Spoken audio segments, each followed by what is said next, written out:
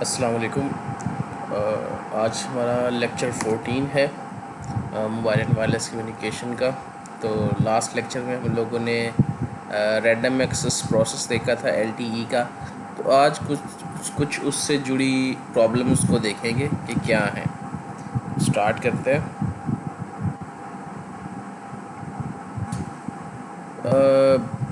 जैसे हमने पहले बात की थी कि जो हमारा रैंडम एक्सेस किस लिए इम्पोर्टेंट है, क्योंकि जैसे जैसे हम ऑल डेटा ट्रैफिक की तरफ मूव करते जा रहे हैं तो बहुत सी डिवाइसेस जो हैं वो इंटरनेट के ऊपर आ रही हैं कि अपना डेटा ऑटोनोमसली भेजें एक जगह से दूसरी जगह पे।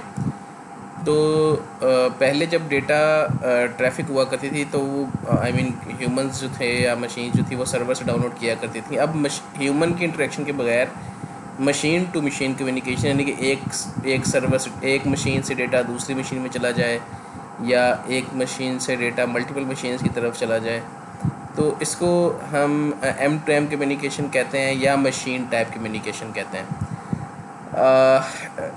जो इसकी मशीन टाइप कम्युनिकेशन से अगला जो वर्जन है उसे आईओटीज़ कहते हैं, इंटरनेट ऑफ थिंग्स। यानी कि उसमें बहुत ज़्यादा डिवाइसेस जो है वो नेटवर्क का हिस्सा बनती हैं। तो जो मशीन टाइप कम्युनिकेशन है is one of the enabling technologies of the internet of things, IoTs. तो ज़्यादा से ज़्यादा जब मशीन्स जो है वो नेटवर्क का हिस्सा बनती जा रही हैं तो रैंडम एक्सेस प्रोसीजर में कंजेशन है वो नॉर्मल रिज़ल्ट है इसका। होता क्या है कि जब बहुत सी डिवाइसेस, अब ह्यूमन टाइप ट्रैफिक जो है वो मशीन टाइप ट्रैफिक से थोड़ी सी डिफरेंट है। आमतौर पर ह्यूमन टाइप कम्युनिकेशन जो होती है वो जो है वो यानी कि उसका ड्यूरेशन लंबा होता है, ठीक है, और वो बर्स्टी नहीं होती है। जबकि जो मशीन टाइप कम्युनिकेशन या एमटीसी ट्रैफिक जो होती है वो आमतौर पर बिल्कुल शॉर्ट ड्यूरेशन की होती है और बर्स्टी नेचर की होती है। तो इसका मतलब यह है कि मशीन्स क्या करती हैं, आएंगी नेटवर्क पे, अपना डेटा ट्रांसमिट करेंगी एंड देन वो फिर आइडल मोड में चली जाएंगी। तो जब बहुत सी डिवाइसेस डेटा भेजने की कोशिश करती हैं तो सबसे पहले नेटवर्क का हिस्सा बनना होता है। तो रैंडम एक्सेस प्रोसेस सबसे पहला प्रोसेस है, स्केजुलिंग से पहले डिस्कस कर चुके हैं। तो जब बहुत सी मशीन्स जो हैं वो रैंडम एक्सेस प्रोसेस को अटेम्प्ट करेंगी तो टोटल, जैसे हमने डिस्कस किया था कि एलटीई में प्रीएम्बल 64 है। तो टोटल तो यहाँ पर कंजेशन का प्रॉब्लम हो सकता है।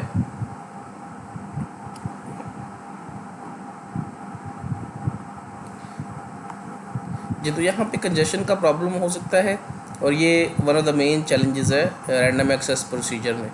तो इसके बहुत से सॉल्यूशंस हैं जो वाइडली एक्सेप्टेड सॉल्यूशंस हैं। उनमें एक्सेस क्लास बैरिंग एसीबी और एक्सटेंडेड एक्सेस बैरिंग ईएबी जो है वायबल सॉल्यूशंस हैं, एक्सेप्टेड सॉल्यूशंस हैं जो कि 3GPP ने अडॉप्ट किए हुए हैं। तो it is necessary to study their important parameters and find out the situations where the technique outdoes the other। यानी कि अब हम क्या करेंगे, आज के लेक्चर में ACB को और EAB को स्टडी करेंगे और देखेंगे कि किस सिचुएशन में कौन सी बेहतर है। तो सबसे पहले हम डिस्कस कर लेते हैं। अब चूँकि हम मशीन टाइप कम्युनिकेशन एलटी की बात करें तो सबसे पहले एलटी का रैंडम एक्सेस प्रोसेस देख लेते हैं, एक दफ़ा रिवाइज कर लेते हैं। लास्ट लेक्चर अभी देखा था हमने, तो हमने देखा था कि 4 स्टेप प्रोसेस होता है। फर्स्ट स्टेप में रैंडम एक्सेस प्रीएम्बल सेंड करते हैं, मशीन एमटीसी डिवाइस सेंड करती है, और फिर ई नोट भी आरएआर मैसेज सेंड करता है कुछ डिले के बाद। और फिर जब इसको आरएआर मैसेज मिल जाता है तो ये कनेक्शन रिक्वेस्ट मैसेज सेंड करता है 5 मिलीसेकंड की प्रोसेसिंग डिले के बाद। और फिर अगर ये ई नोट बी करेक्टली मैसेज को डिकोड कर दे तो मैसेज 4 में कंटेंशन रेजोल्यूशन मैसेज सेंड करता है, जिसका मतलब होता है कि रैंडम एक्सेस प्रोसेस कंप्लीट हो गया। और अगर दो एमटीसी डिवाइसेस एक ही प्रीएम्बल को सिलेक्ट कर ले तो जाहिर है यहाँ पे मैसेज सी के बाद कोलिजन हो जाती है। तो जो डिवाइसेस हैं उनके टाइमर्स जो हैं वो ख़त्म हो जाते हैं और वो ये डिक्लेयर कर देती है कि कोलिजन हो गई है, तो पहले स्टेप से वो दोबारा काम शुरू कर देते हैं। तो ये था random access process in LTE. तो अब हम बात करते हैं, हमने कहा था ना कि एक्सेस क्लास बैरिंग और एक्सटेंडेड एक्सेस बैरिंग दो मेथड्स हैं। तो ये एक बड़ी क्लास के अंडर आते हैं जिसे हम कहते हैं एक्सेस बैरिंग। एक्सेस बैरिंग क्या है जी कि more and more devices connect to the network in machine time communication. ज़ाहिर है बहुत सी डिवाइसेस हैं, हंड्रेड ऑफ थाउजेंड्स डिवाइसेस हैं। Congestion can be a result in random access process, तो जिसकी वजह से रैंडम एक्सेस प्रोसेस में कंजेशन हो सकती है।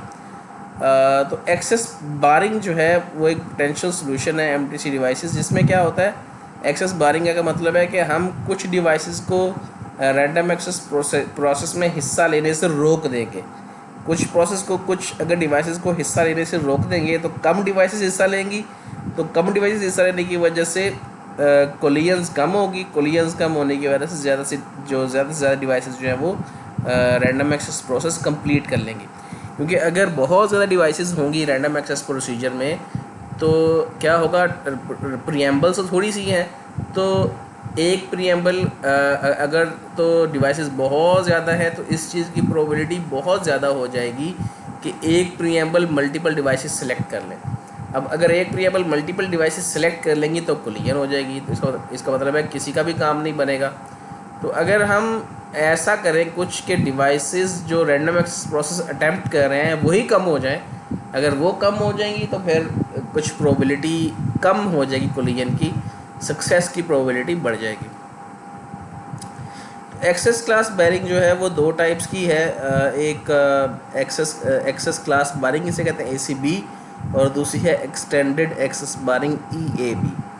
ठीक है, इन दोनों की प्रॉपर्टीज़ हैं कुछ, इन दोनों के पैरामीटर्स हैं, और इन दो पे बेस करते हुए आखिर में रिजल्ट्स बताएंगे और देखेंगे कि कौन सी टेक्निक जो है किन हालात में बेहतर है।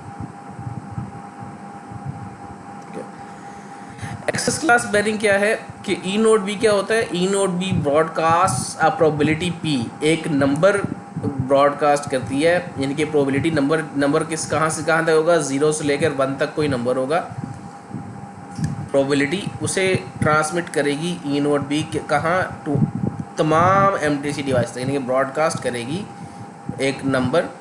फिर क्या करेगी, हर मशीन क्या करेगी, each MTC device generates a random number and transmits if random number is less than ACB factor है। जो ई नोट बी प्रोबेबिलिटी या नंबर को ब्रॉडकास्ट करेगी ना उसे एसीबी फैक्टर कहते हैं, एक्सेस क्लास बैरिंग फैक्टर कहते हैं। तो अब एक्सेस क्लास बैरिंग फैक्टर हर मशीन एमटीसी डिवाइस के पास आ गया है, तो हर एमटीसी डिवाइस क्या करेगी, वो एक रैंडम नंबर जनरेट करेगी। तो अगर रैंडम नंबर जो जनरेट किया हुआ है वो एसीबी फैक्टर से कम आ गया तो ट्रांसमिट कर देगी, अगर एसीबी फैक्टर से ज़्यादा आया तो ट्रांसमिट नहीं करेगी। तो इससे क्या होगा कि इससे कुछ डिवाइसेस जो हैं वो जिनका रैंडम नंबर का रिज़ल्ट एक्सेस बारिंग फैक्टर से ज़्यादा आएगा तो वो रुक जाएंगी, वो ट्रांसमिट नहीं करेंगी, जिसकी वजह से कोलिजन की प्रोबेबिलिटी कम हो जाएगी।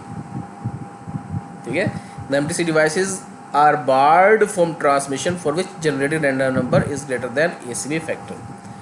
तो अब चूँकि since some of the MTC devices are barred, less MTC devices will transmit and success probability is increase. तो ज़ाहिर है चूँकि कुछ एमटीसी डिवाइसेस को हमने रोक दिया ट्रांसमिट करने से, तो कोलिजन की प्रोबेबिलिटी कम हो जाएगी थोड़ी सी, और सक्सेस की प्रोबेबिलिटी थोड़ी सी बढ़ जाएगी। तो इसका मतलब है कि हम कंजेशन को कंट्रोल कर सकते हैं एसीबी फैक्टर से। तो ये एसीबी फैक्टर जो है वो काफ़ी इंपॉर्टेंट पैरामीटर है जिसके ज़रिए हम कंट्रोल कर सकते हैं। तो इसे थोड़ा सा आगे जाकर डिस्कस करेंगे। सबसे पहले हम जो एसीबी फ्लो चार्ट उसको देख लें। ई नोट बी ने क्या किया, ई नोट बी ने एसीबी फैक्टर को ब्रॉडकास्ट किया। फिर एमटीसी डिवाइस ने क्या किया, एमटीसी डिवाइस ने एक रैंडम नंबर जनरेट किया। अगर रैंडम नंबर का रिज़ल्ट जो है क्यू वो लेस देन इस पी यानी कि एसीबी फैक्टर से कम आता है तो क्या करेगा, ट्रांसमिट शुरू कर देगा, रैंडम एक्सेस प्रोसेस स्टार्ट कर देगा। ये चार जो मेथड मैसेजेस हैं वो स्टार्ट कर देगा। और अगर वो उसका रिज़ल्ट यानी कि रैंडम नंबर का रिज़ल्ट एसीबी फैक्टर से ज़्यादा आता है तो ट्रांसमिट नहीं करेगा, बल्कि वेट करेगा सर्टेन टाइम और फिर दोबारा से ये काम स्टार्ट कर देगा। तो इसको यानी कि इस प्रोसेस को जिसमें हम कुछ डिवाइसेस को रोक देते हैं ट्रांसमिट करने से, ये चीज़ तो इसको हम एक्सेस क्लास बेयरिंग कहते हैं। तो जो डिवाइस एक्सेस क्लास बेयरिंग के टेस्ट को पास करेगी, यस को पास करेगी, तो वही इसमें हिस्सा ले सकेंगे रैंडम एक्सेस प्रोसेस में, बाकी हिस्सा नहीं ले सकेंगे। तो इसका मतलब है कि ये जो P है ना, ये काफ़ी इंपॉर्टेंट पैरामीटर है, ये काफ़ी इंपॉर्टेंट पैरामीटर है जिसकी बेस पे यस होना है या नो होना है।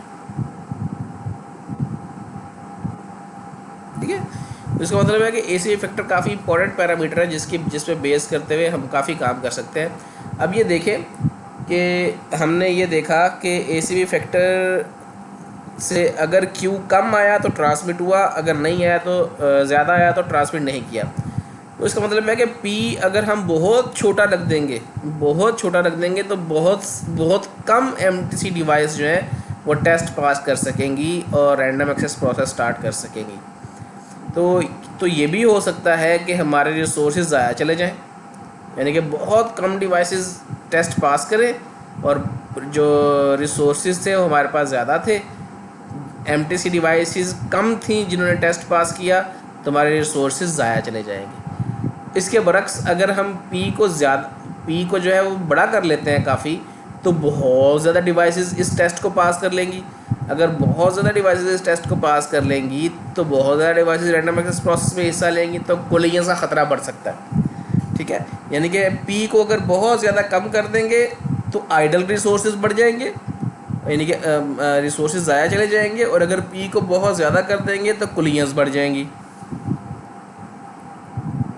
ठीक है, यही लिखा हुआ है कि if ACV is chosen very small many MTC devices में be barred from transmission and the result is idle traffic and waste of resources. ठीक है, तो अगर बहुत ज़्यादा छोटा रखेंगे तो बहुत कम MTC डिवाइसेस ACV टेस्ट को पास करेंगी और आइडल ट्रैफिक रहेगी, यानी कि वो ट्रैफिक होगी नहीं। If ACV is chosen very large then many MTC devices may transmit which may result in collisions and congestion. ठीक है, तो अगर बहुत ज़्यादा P बहुत ज़्यादा बड़ा होगा ACV फैक्टर, तो जो है बहुत ज़्यादा डिवाइसेस ACV टेस्ट को पास करेंगी और फिर कोलिजन्स होंगी और कंजेशन भी हो जाएगी। इसका मतलब ये है कि जो ACV फैक्टर होना चाहिए वो ऑप्टिमल होना चाहिए, ना बहुत ज़्यादा बड़ा होना चाहिए ना बहुत ज़्यादा छोटा होना चाहिए, ऑप्टिमल होना चाहिए। तो ऑप्टिमल ACV फैक्टर कैसे होता है? ऑप्टिमल ACV फैक्टर ये गिवन नीचे जो एक्सप्रेशन है इसमें लिखा हुआ है कि if M denotes the number of preambles, M अगर नंबर ऑफ प्रीएम्बल्स हैं जो टोटल मैक्सिमम 64 हो सकती हैं अभी LTE में, and N denotes backlogged MTC devices, और N है वो MTC डिवाइसेस को डिनोट करता है कि जो रैंडम एक्सेस प्रोसेस में हिस्सा लेना चाहती हैं, then the optimal ACV factor is minimum of 1 and M over NT। M over NT यानी कि टोटल नंबर ऑफ प्रीएम्बल्स को total number of MTC devices जो हिस्सा लेना चाहती हैं रैंडम एक्सेस प्रोसेस में, उससे डिवाइड करेंगे तो हमारे पास ऑप्टिमल ACV फैक्टर निकल आएगा।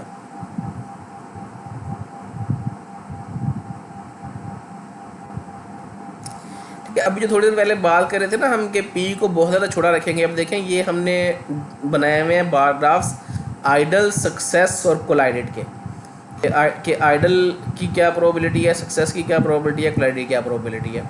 तो ये ACV फैक्टर है जिसकी हम बात कर रहे थे, ट्रांसमिशन प्रोबेबिलिटी। तो ये देखिए अगर हम बहुत ज़्यादा स्मॉल रखते हैं यहाँ पर, यानी कि इसमें total number of MTC devices कितनी हैं, 30 हैं, और प्रीएम्बल अभी कितनी है, एक प्रीएम्बल है, हमने टेस्ट के तौर पर रखी है एक प्रीएम्बल, 1 प्रीएम्बल, यानी कि M की वैल्यू 1 है पिछली स्लाइड पर है, और NT की वैल्यू 30 है।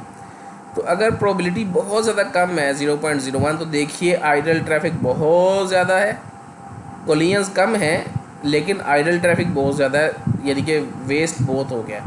इसके बरक्स अगर हमने प्रोबेबिलिटी ज़्यादा कर दी है 0.1, तो देखिए कोलिजन बहुत ज़्यादा हो गई है, सक्सेस कम है और आइडल भी कम है। तो होना क्या चाहिए, ऑप्टिमल होना चाहिए। ऑप्टिमल कैसे है, M/N, M यहाँ पे 1 है, N 30 है, 1/30 जितनी प्रोबेबिलिटी आई, तो उससे हम अगर देखेंगे तो देखिए कि सक्सेस सबसे ज़्यादा हो गई, ठीक है, और कोलिजन कम रही, आइडल भी हुई लेकिन सक्सेस ज़्यादा हो गई और कोलिजन जो है वो कम हो गई, यानी कि ये ऑप्टिमल हमारे पास ACV फैक्टर है। ठीक है,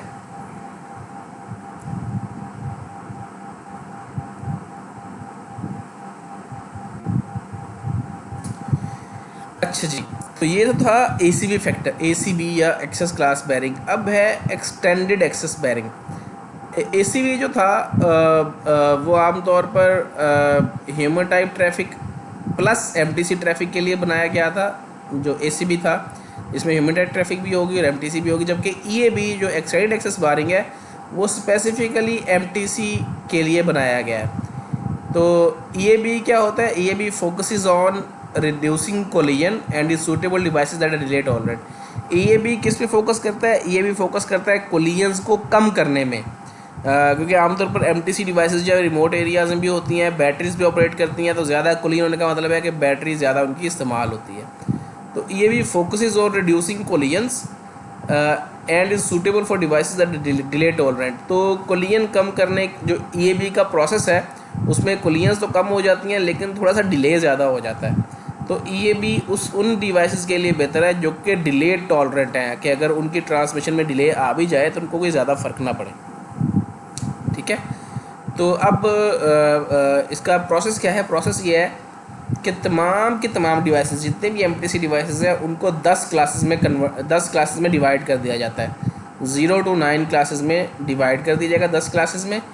तो फिर सिर्फ एक क्लास को ट्रांसमिशन की इजाज़त होगी, बाकी तमाम जो क्लासेस हैं यानी कि 10 में से सिर्फ एक क्लास को इजाज़त होगी, बाकी 9 क्लासेस जो है उनको बाहर कर दिया जाएगा, ट्रांसमिशन से ट्रांसमिट नहीं होंगी। ठीक है, तो EAB जो है also supports discontinuous transmission DTX। इसका क्या मतलब है? इसका मतलब है कि MTC डिवाइस हर वक्त जो है वो ऑन नहीं रहेगी, सिर्फ एक ख़ास मौके पर, यानी कि वो मौका कैलकुलेटेड होगा, उस ख़ास मौके पर वेकअप होगी और फिर ट्रांसमिट करेगी और फिर दोबारा स्लीप मोड में चली जाएगी। इसको डिसकंटिन्यूअस ट्रांसमिशन कहते हैं। EAB इसको सपोर्ट करता है। अब डिसकंटिन्यूअस ट्रांसमिशन की वजह से EAB is suitable for battery operated MTC device. तो ये बैटरी ऑपरेटेड MTC डिवाइसेस के लिए सूटेबल है। ठीक है, तो होगा क्या? हमने कहा ना कि 10 में से एक डिवाइस को जो है वो सिर्फ 10 में से एक क्लास की डिवाइसेस को ट्रांसमिट करने की इजाज़त होगी। तो क्या होता है? E0B ब्रॉडकास्ट बिट मैप इन SIV 14 सिस्टम इंफॉर्मेशन ब्लॉक हमने पढ़े थे ना पहले, पिछली क्लास में 1 और 2 देखा था। तो काफ़ी ज़्यादा वैसे तो SIV 14 में E0B बिट मैप को ब्रॉडकास्ट करेगी कंसिस्टिंग ऑफ 10 बिट्स। 10 बिट पे मुश्तमिल बिट मैप को ट्रांसमिट करेगी, जिसमें हर बिट किसको रिप्रेजेंट कर रही है? एक क्लास को। हर बिट एक क्लास को रिप्रेजेंट कर रही है। तो उन 10 बिट्स में से तमाम बिट्स 0 होंगी, सिर्फ एक बिट 1 होगी, और सिर्फ उस 1 बिट के करस्पॉन्डिंग जो क्लास होगी उसको इजाज़त होगी ट्रांसमिट करने की। ठीक है, bit value 0 means barred and 1 means unbarred. ठीक है, मिसाल के तौर पर 0 1 0 0 0 0 0 आगे तमाम 0 अगर होंगे तो इसका क्या मतलब है कि जो सेकंड इंडेक्स है, सेकंड इंडेक्स वाली जो क्लास है सिर्फ उसको इजाज़त है ट्रांसमिट करने की, यानी कि 0 to अगर 9 क्लासेस हैं तो क्लास 1 को ट्रांसमिट करने की इजाज़त होगी। तो the MTC devices which are not barred transmit at frame and subframe number called paging frame and paging frame occasion respectively। तो यानी कि MTC डिवाइस जो ऐसा नहीं होगा कि जब एक क्लास को अगर ट्रांसमिट करने की इजाज़त है तो उस क्लास में मौजूद तमाम डिवाइसेस फ़ौरन ट्रांसमिट करना शुरू कर दे, ऐसा नहीं होगा। अगर ऐसा होता तो फिर कोलिजन्स बहुत ज़्यादा होती, तो फिर इसका फ़ायदा नहीं था। तो हर एक डिवाइस का अपना पर्टिकुलर फ्रेम नंबर है, जिस फ्रेम नंबर पे उसने ट्रांसमिट करना है, और उस फ्रेम के अंदर अपना सब फ्रेम है जिसमें उसने ट्रांसमिट करना है। तो जो फ्रेम है उसको कहते हैं पेजिंग फ्रेम, और जो सब फ्रेम है उसको कहते हैं पेजिंग ओकेजन PO। तो हर एक MTC डिवाइस का अपना ख़ास PF है और अपना ख़ास PO है, जिसकी वजह से वो बाकी डिवाइसेस उस अपनी क्लास में बाकी डिवाइसेस के साथ कोलिजन नहीं होती उनकी, ठीक है। तो each MTC device wakes up at its corresponding PF, तो हर एमटीसी डिवाइस अपने करस्पॉन्डिंग पेजिंग फ्रेम पे स्लीप से जागती है, यानी कि ऑन होती है, और उस पीओ पर जो उनका पेजिंग ओकेजन है, और चेक करती है SIB14। हर मशीन जो है, हर डिवाइस अपने पीएफ और पीओ पर जागती है और SIB14 को चेक करती है और ये देखती है कि क्या SIB14 में क्या था। SIB14 में ये बिट मैप था, तो इस SIB14 को चेक करती है क्या जो मेरी क्या ऐसा है कि मेरी क्लास अनबार्ड है। अगर तो उसकी क्लास अनबार्ड हुई तो वो ट्रांसमिट कर देगी, अगर उसकी क्लास बार्ड हुई तो फिर दोबारा वो स्लीप मोड में चली जाएगी। If its status is unbarred then it transmits, otherwise waits for another paging cycle. तो फिर दोबारा जो जब उसका पेजिंग फ्रेम आएगा, क्योंकि हमने कहा ना कि उस पेजिंग फ्रेम और पेजिंग ओकेजन पे ट्रांसमिट करती है, तो जब वो इस पेजिंग फ्रेम पेजिंग ओकेजन पे जागेगी एमटीसी डिवाइस, और वो चेक करेगी कि उसकी अगर उसकी जो क्लास है उसे ट्रांसमिट करने की इजाज़त नहीं है, तो उसको आगे कोई और पीएफ कोई और पीओ असाइन हो जाएगा। तो फिर वो दोबारा स्लीप मोड में चली जाएगी और उस पीएफ और उस पीओ पर दोबारा जागेगी और दोबारा SIB14 चेक करेगी, ठीक है। तो इसका मतलब ये है कि EAB में जो मशीन्स हैं उनको ट्रांसमिशन करने का मौका बहुत बहुत देर बाद आता है, और इस बिट मैप की वजह से, इस पीएफ और पीओ की वजह से अब हम ये समझ सकते हैं कि कोलिजन होने के चांसेस बहुत कम है। तो इसका मतलब है कि EAB, अगर कंपैरिजन किया जाए EAB और ACB का, तो EAB में कोलिजन्स कम होंगी, लेकिन EAB में टाइम ज़्यादा लगेगा, डिले ज़्यादा लगेगा, ठीक है। ये पेजिंग फ्रेम और पेजिंग ओकेजन कैलकुलेशंस हैं, ठीक है। Paging frame index TP over NPF और UEID मॉड NPF।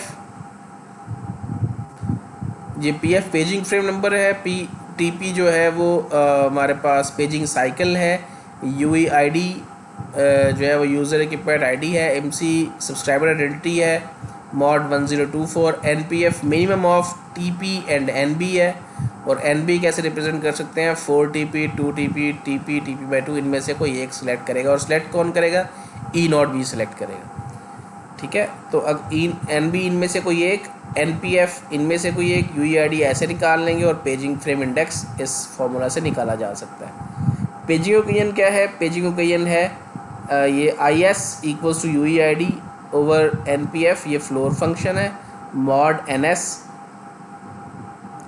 और NS क्या है, मैक्सिमम ऑफ 1 ओवर NB और TP और NB कैसे निकालेंगे, NB और TP कौन बताएगा, TP आपको E0B बताएगा कि पेजिंग साइकिल है क्या।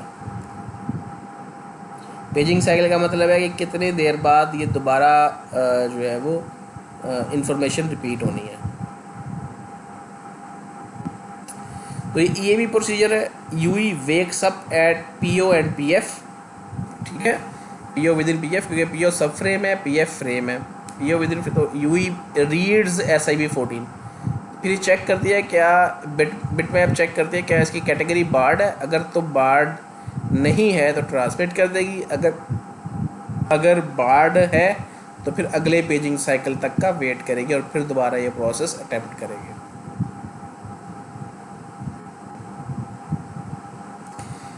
जी, total service time versus time in ACB। TST क्या है, TST कहते हैं टोटल सर्विस टाइम को। टोटल सर्विस टाइम की डेफिनेशन ये है कि अगर हमारे पास मिसाल के तौर पर जितनी भी MTC डिवाइसेस हैं, मिसाल के तौर पर 10,000 हैं, 50,000, लाख MTC डिवाइसेस हैं, तो उन लाख MTC डिवाइसेस जिस टाइम के अंदर सर्व हो जाए सारी की सारी, तो उस टोटल टाइम को टोटल सर्विस टाइम कहते हैं। तो ये कुछ सिमुलेशन रिजल्ट्स हैं जिसमें ये रैंडम एक्सेस प्रीएम्बल्स हैं, M वेरी हो रहा है फ्रॉम 5 to 60, और फिर हमने फिर हमने इसको प्लॉट किया TST को। तो ये फिक्स्ड ACB फैक्टर है। फिक्स्ड ACB फैक्टर का मतलब ये है कि N फिक्स कर दिया हमने, और जो है वो M भी फिक्स्ड है, तो इसका मतलब है ये फिक्स्ड नंबर है। ये हमारे पास क्या है, ये ऑप्टिमल एसीबी फैक्टर है और ये जो है वो एनालिसिस है इस पेपर में। हम ये एक्चुअली मेरे एक पेपर से हमने एक्सर्प्ट्स लिए हैं, तो उसके अंदर एनालिसिस का पोर्शन भी था। तो फिक्स्ड और ऑप्टिमल में क्या फ़र्क है कि देखें, अब हमारे पास मिसाल के तौर पर टोटल 30,000 अगर एमटीसी डिवाइसेज हैं, तो टोटल 30 की 30 एमटीसी डिवाइसेज एक ही वक्त में सिस्टम में नहीं आ जाती, आहिस्ता आहिस्ता आती हैं। वो कुछ जो इसके अराइवल पैटर्न है वो बीटा डिस्ट्रीब्यूशन है, ऐसे बीटा डिस्ट्रीब्यूशन है। बीटा डिस्ट्रीब्यूशन का मतलब यह है कि आहिस्ता आहिस्ता तादाद बढ़ेगी, तादाद बढ़ेगी बढ़ेगी बढ़ेगी और पीक पे पहुंच जाएगी, यानी कि 30,000 की पीक पे पहुंच गई। यानी कि टाइम चलता जा रहा है, टाइम चलता जा रहा है और हर टाइम स्लॉट के अंदर नए नए एमटीसी डिवाइसेस आते जा रही हैं। तो कुछ एमटीसी डिवाइसेस सक्सेसफुल होकर लीव की जा रही है, कुछ मज़ीद आई जा रही हैं। तो मैक्सिमम पीक पे आ गई। इसके बाद 30,000 जब पूरे हो गए तो 30,000 से ज़्यादा एमटीसी डिवाइसेस अब नहीं आएंगी। तो फिर जो सक्सेसफुल होती जा रही है वो निकलती जा रही है, सक्सेसफुल होती जा रही है निकलती जा रही है, सक्सेसफुल होती जा रही है निकलती जा रही है, फिर दोबारा ज़ीरो हो जाएगी। तो इसका मतलब ये है कि जो एन है ना, एन एमटीसी डिवाइसेस जो ट्रांसमिट करना चाहती हैं वो वेरी करेगा ओवर द टाइम।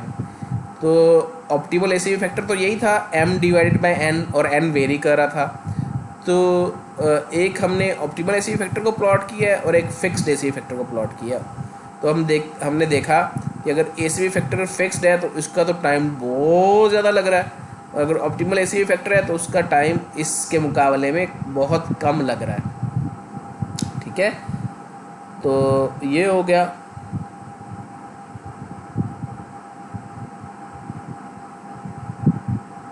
ठीक है, 30,000 और ये ऑप्टिमल एसीबी फैक्टर। ठीक है, ये 10,000, ये ऑप्टिमल एसीबी फैक्टर। ठीक है, तो काफ़ी फ़र्क है दोनों में।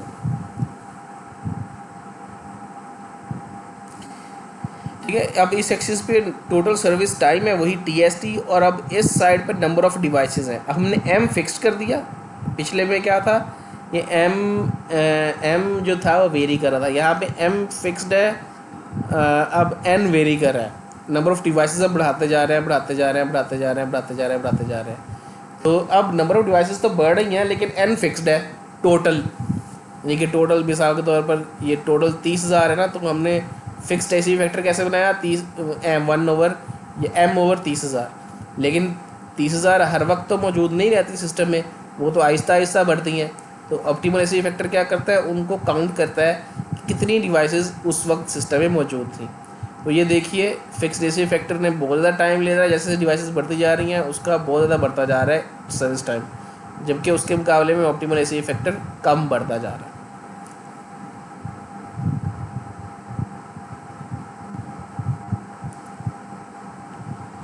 इसके बरक्स ये जो हमारा T S T versus M, ये पिछले वाला था T S T versus M in A C B, और अब ये है T S T versus M in E A B. उसके ये हमारे पैरामीटर्स हैं। एन बी जो था हमने 320 मिली सेकेंड रखा हुआ था, T P C paging cycle 320 millisecond रखा हुआ था, एन एस 1 रखा हुआ था, और नंबर ऑफ़ डिवाइसेस जो हैं वो 10K और 30,000 रखी हुई थी। तो हमने देखा कि टोटल सर्विस टाइम जो है वो अगर 30,000 है तो ज़ाहिर है टीएसटी ज़्यादा लग रहा है, और अगर 10,000 है तो टीएसटी कम लग रहा है। ठीक है, तो ये हो गया।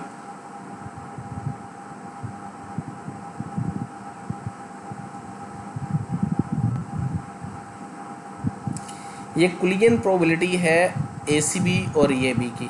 तो हम देखते हैं कि एसीबी की कुलियन प्रोबेबिलिटी ईएबी के मुकाबले में काफ़ी ज़्यादा है। क्यों? क्योंकि हम एसीबी में ज़्यादा अटैम्प्ट्स होती हैं ट्रांसमिशन की, ईएबी में कम अटैम्प्ट्स होती हैं ट्रांसमिशन की।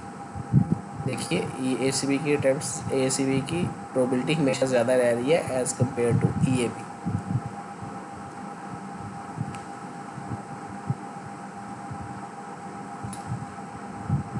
ये T S T versus M, अच्छा ये दोबारा आ गई है, सॉरी। अब हमने जैसे कहा ना कि एक्सेस क्लास, एक्सटेंडेड एक्सेस बारिंग में सिर्फ एक क्लास को ट्रांसमिशन की इजाज़त होगी, बाकी सारी क्लासेस को ट्रांसमिशन की इजाज़त नहीं होगी। तो अब उस एक क्लास में भी बहुत सी डिवाइसेस होती हैं, जिनको जो बाद में अपने अपने पेजिंग ओकेजन और पेजिंग फ्रेम पे ट्रांसमिट करती हैं। तो अगर मिसाल के तौर पर DTX या डिसकंटिन्यूअस जो ट्रांसमिशन है ये एक्टिव नहीं है, एक्टिव नहीं है होने का मतलब ये है कि एक्टिव नहीं है, तो अब अगर DTX एक्टिव होता है तो क्या होता है कि उनको बहुत ज़्यादा वेट करना पड़ता है उसको, यानी कि मशीन को ट्रांसमिशन टाइम अपने अपने पेजिंग ओकेजन पर अपने अपने पेजिंग फ्रेम पर जागना पड़ता है और फिर उसको ट्रांसमिट करना पड़ता है। इतनी देर के बाद जागें और उनकी क्लास को इजाज़त ही ना हो ट्रांसमिट करने की, तो फिर उनको दोबारा वेट करना पड़ता है।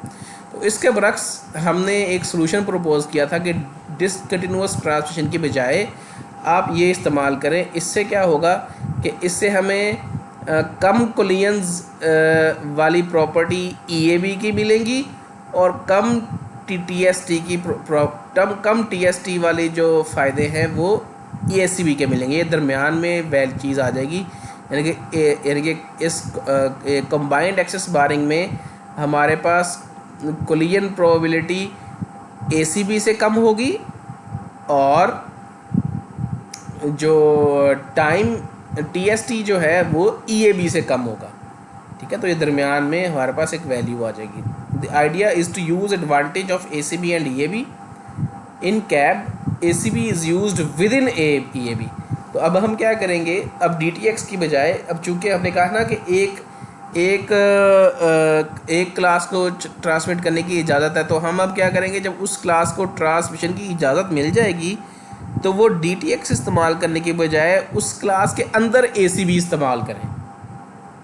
ठीक है, क्या वो क्लास ट्रांसमिट करने के लिए ACB का इस्तेमाल करे कि भाई अपना रैंडम नंबर जनरेट करे और अगर उससे की प्रोबेबिलिटी ACB फैक्टर से कम है तो ट्रांसमिट करे, अदरवाइज वेट करें। ठीक है, DTX mode reduces collisions but it is responsible for extra access delay.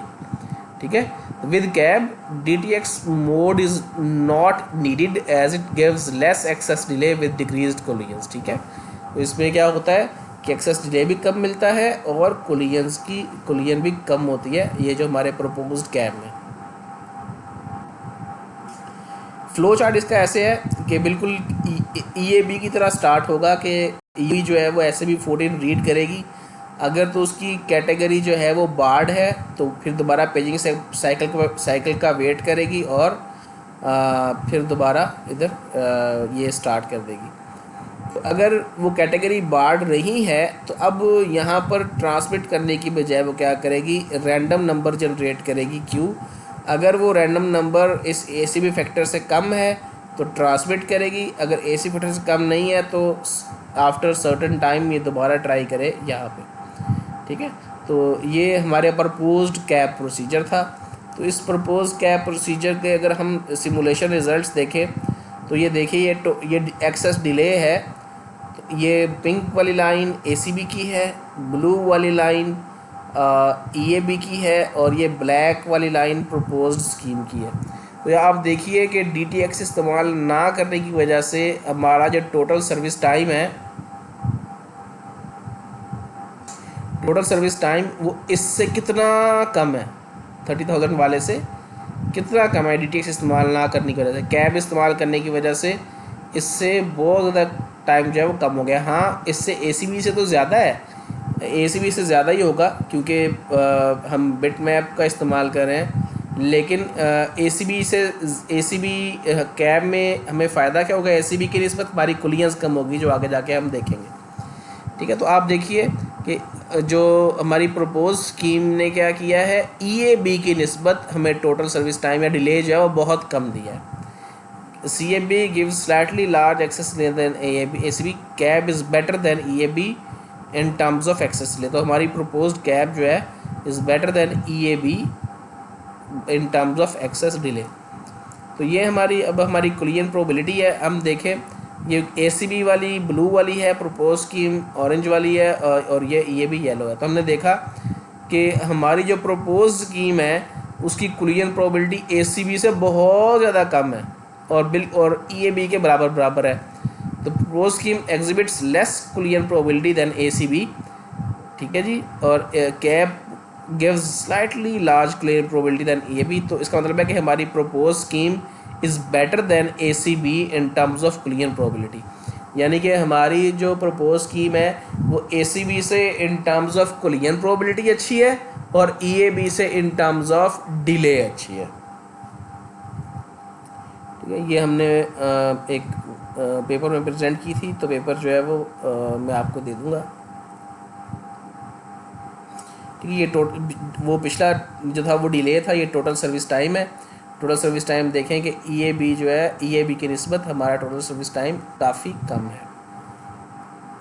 ठीक है, तो डिले और टोटल सर्विस टाइम के लिए हमारी जो प्रपोज स्कीम है वो EAB से बेहतर है और कोलिजन प्रोबेबिलिटी के लिहाज से हमारी प्रपोज स्कीम ACB से बेहतर है। ठीक है, ये आज का लेक्चर था। नेक्स्ट इंशाल्लाह नए टॉपिक के साथ आएंगे। तब तक के लिए अपना ख्याल रखिए। अल्लाह हाफ़िज़।